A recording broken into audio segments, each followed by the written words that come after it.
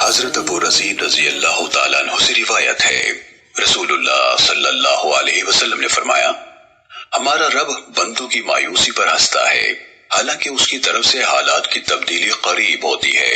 میں نے عرض کیا، اے اللہ کے رسول، کیا رب تعالیٰ ہنستا ہے؟ فرمایا، ہاں۔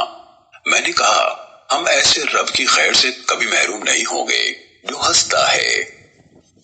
سننے ابن ماجہ حدیث نمبر 181۔ حضرت ابو رزین رضی اللہ تعالیٰ عنہ سے روایت ہے، انہوں نے کہا، میں نے کہا، اے اللہ کے رسول، مخلوق کو پیدا کرنے سے پہلے ہمارا رب کہاں تھا؟ آپ صلی اللہ علیہ وسلم نے فرمایا، وہ بادل میں تھا۔ اس بادل کے نیچے بھی ہوا نہ تھی اور اس کے اوپر بھی ہوا نہ تھی، اور نہ وہاں کوئی اور مخلوق تھی، اس کا عرش پانی پر تھا۔ سننے ابن ماجہ حدیث نمبر 182۔ حضرت صفوان بن محرز مازنی رحمت اللہ علیہ سے روایت ہے، انہوں نے فرمایا، ایک دفعہ حضرت عبداللہ بن عمر رضی اللہ تعالیٰ عنہما بیت اللہ کا طواف کر رہے تھے، ہم بھی ان کے ساتھ تھے۔ اچانک ایک آدمی سامنے آ گیا، اس نے کہا، اے ابن عمر، آپ نے رسول اللہ صلی اللہ علیہ وسلم کو سرگوشی کے بارے میں کیا فرماتے سنا ہے؟ انہوں نے فرمایا، میں نے اللہ کے رسول صلی اللہ علیہ وسلم سے سنا، آپ فرماتے تھے، قیامت کے دن بندے کو رب کے قریب کیا جائے گا، حتیٰ کہ اللہ تعالیٰ اس پر پردہ ڈال دے گا اور اس سے اس کے گناہوں کا اقرار کرائے گا، فرمائے گا، کیا تو فلاں گناہ کو جانتا ہے؟ بندہ کہے گا، یا رب، پہچانتا ہوں، میں نے یہ گناہ کیا ہے، حتیٰ کہ جب اقرار سے اس کی وہ حالت ہو جائے گی جو اللہ چاہے گا، یعنی جب بندے کو یقین ہو جائے گا کہ اب ضرور سخت سزا ملے گی، اللہ تعالیٰ فرمائے گا، میں نے دنیا میں تیرے ان گناہوں پر پردہ ڈال دیا تھا اور آج انہیں تیرے لیے معاف کرتا ہوں۔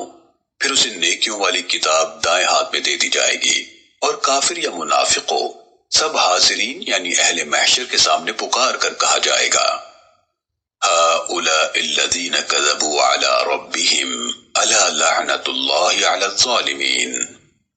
یہ وہ لوگ ہیں جنہوں نے اپنے رب پر جھوٹ باندھا، سنو، ظالموں پر اللہ کی لعنت ہے۔ خالد بن حارث نے فرمایا، علی رؤوس الاشہاد، سب حاضرین کے سامنے۔ یہ لفظ منقطع سند سے مروی ہے، باقی پوری حدیث کی سند متصل ہے۔ سننے ابن ماجہ حدیث نمبر 183۔ حضرت جابر بن عبداللہ رضی اللہ تعالیٰ عنہما سے روایت ہے، اللہ کے رسول صلی اللہ علیہ وسلم نے فرمایا، اہل جنت اپنی نعمتوں سے لطف اندوز ہونے میں مشغول ہوں گے، اچانک ایک نور نمایاں ہوگا، وہ سر اٹھائیں گے تو دیکھیں گے کہ رب ان کے اوپر جلوہ افروز ہوگا، وہ فرمائے گا، اے جنت والو، تم پر سلامتی ہو۔ اس آیت مبارکہ میں یہی مذکور ہے، سلام قولا من رب الرحیم، مہربان رب کی طرف سے سلام کہا جائے گا۔ اللہ تعالیٰ ان کی طرف دیکھے گا اور وہ اس کا دیدار کریں گے۔ جب تک وہ اللہ تعالیٰ کا دیدار کرتے رہیں گے، جنت کی کسی نعمت کی طرف توجہ نہیں دیں گے، حتیٰ کہ اللہ تعالیٰ پردے میں ہو جائے گا اور ان کے گھروں میں اس کی طرف سے نور اور برکت رہ جائے گی۔ سننے ابن ماجہ حدیث نمبر 184۔ حضرت عدی بن حاتم رضی اللہ تعالیٰ عنہ سے روایت ہے کہ رسول اللہ صلی اللہ علیہ وسلم نے فرمایا، تم میں سے ہر شخص سے اللہ تعالیٰ کلام فرمائے گا، جبکہ بندے اور رب کے درمیان کوئی ترجمان نہیں ہوگا۔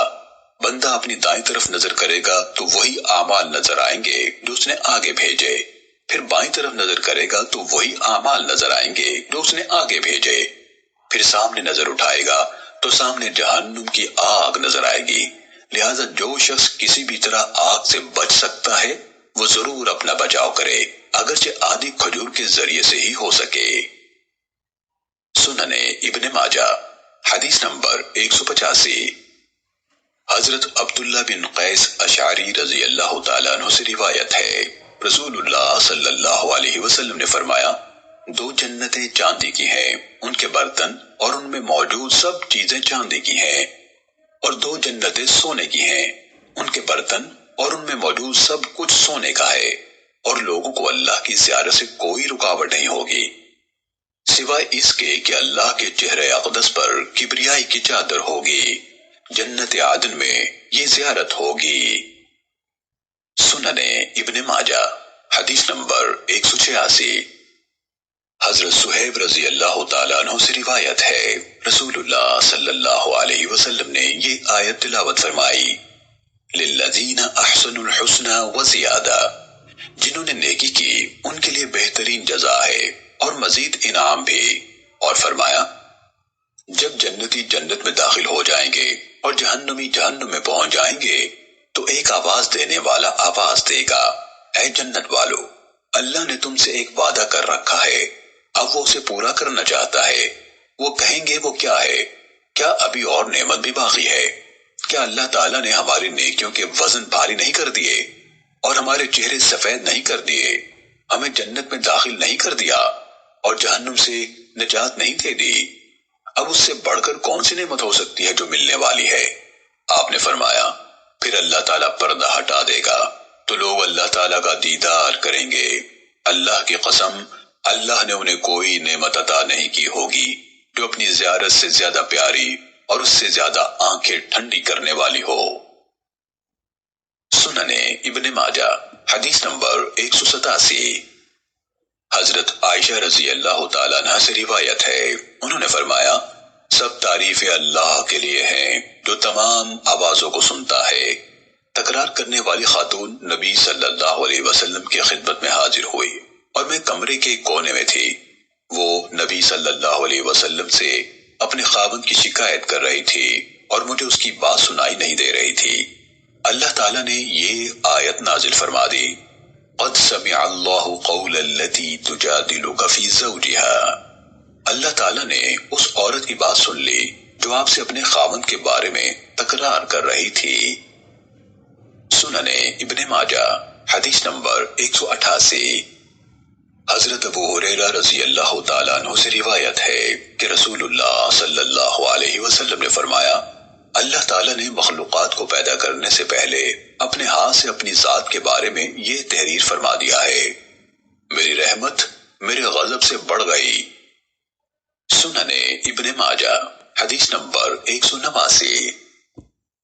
حضرت جابر بن عبداللہ رضی اللہ تعالیٰ عنہما سے روایت ہے، انہوں نے فرمایا جب جنگ احد میں میرے والد عبداللہ بن عامر بن حرام شہید ہو گئے تو رسول اللہ صلی اللہ علیہ وسلم میرے پاس تشریف لائے اور فرمایا اے جابر، کیا میں تجھے نہ بتاؤں کہ اللہ تعالیٰ نے تیرے والد سے کیا فرمایا؟ دوسری سند سے اس حدیث میں یہ لفظ ہیں کہ آپ صلی اللہ علیہ وسلم نے فرمایا اے جابر، کیا بات ہے؟ میں تجھے شکستہ دل دیکھ رہا ہوں۔ میں نے عرض کیا اے اللہ کے رسول، میرے والد شہید ہو گئے اور بچے اور قرض چھوڑ گئے۔ آپ صلی اللہ علیہ وسلم نے فرمایا کیا میں تجھے خوشخبری نہ دوں کہ اللہ نے تیرے والد سے کس انداز سے ملاقات کی؟ میں نے کہا اے اللہ کے رسول ضرور فرمائیے۔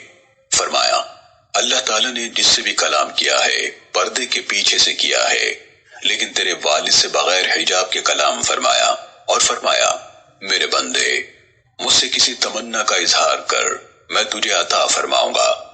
عبداللہ نے کہا یا رب، مجھے زندہ کر دے، میں دوبارہ تیری راہ میں قتل ہو جاؤں۔ اللہ تعالیٰ نے فرمایا میرا یہ فیصلہ پہلے سے ہو چکا ہے کہ انہیں دنیا میں واپس نہیں بھیجا جائے گا۔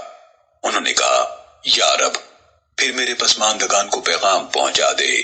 تب اللہ تعالیٰ نے یہ آیت نازل فرمائی وَلَا تَحْسَبَنَّ الَّذِينَ قُتِلُوا فِي سَبِيلِ اللَّهِ أَمْوَاتًا بَلْ أَحْيَاءٌ عِندَ رَبِّهِمْ يُرْزَقُونَ۔ جو لوگ اللہ کی راہ میں قتل کر دیے گئے انہیں مردہ نہ سمجھو، بلکہ وہ زندہ ہیں، اپنے رب کے پاس انہیں رزق دیا جاتا ہے۔